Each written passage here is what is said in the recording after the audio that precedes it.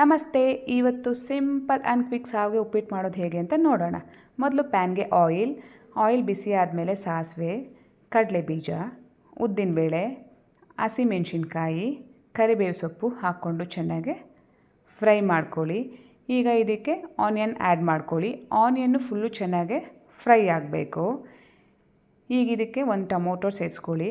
ಸ್ವಲ್ಪ ಸಾಲ್ಟನ್ನ ಸ್ಪ್ರಿಂಕಲ್ ಮಾಡ್ಕೊತಾ ಇದ್ದೀನಿ. ಸಾಲ್ಟ್ ಹಾಕ್ಕೊಳ್ಳೋದ್ರಿಂದ ಟೊಮೊಟೊ ಬೇಗನೆ ಫ್ರೈ ಆಗುತ್ತೆ. ಇದೆಲ್ಲ ಫ್ರೈ ಆದಮೇಲೆ ಈಗ ನಾವು ಸ್ವಲ್ಪ ಕ್ಯಾಶುನ ಆ್ಯಡ್ ಮಾಡ್ಕೋತಾ ಇದ್ದೀವಿ. ಚೆನ್ನಾಗಿ ಎಲ್ಲನೂ ಮಿಕ್ಸ್ ಮಾಡ್ಕೊಳ್ಳಿ. ಈಗ ಇದು ಆಗಿದೆ.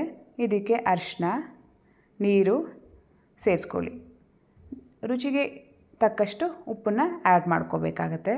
ನಾನಿಲ್ಲಿ ಅನಿಲ್ ಶಾವಿಗೆ ಯೂಸ್ ಮಾಡ್ಕೋತಾ ಇದ್ದೀನಿ. ನಿಮ್ಗೆ ಯಾವ ಶಾವಿಗೆ ಬೇಕೋ ಅದನ್ನು ನೀವು ಯೂಸ್ ಮಾಡ್ಕೋಬೋದು. ಈಗ ಇದಕ್ಕೆ ಸ್ವಲ್ಪ ಕೊತ್ತಂಬರಿ ಸೊಪ್ಪನ್ನು ಸಹ ನಾನು ಹಾಕ್ಕೋತಾ ಇದ್ದೀನಿ. ಈಗ ನೀರನ್ನ ಚೆನ್ನಾಗೆ ಬಾಯ್ಲ್ ಆಗೋಕ್ಕೆ ಬಿಟ್ಬಿಡಬೇಕು. ಈಗ ಬಾಯ್ಲ್ ಆಗ್ತಾಯಿದೆ ನೋಡಿ. ಈಗ ನಾವು ಶಾವಿಗೆನ ಹಾಕ್ಕೊಂಡು ಮಿಕ್ಸ್ ಮಾಡ್ಕೊಳ್ಳೋಣ.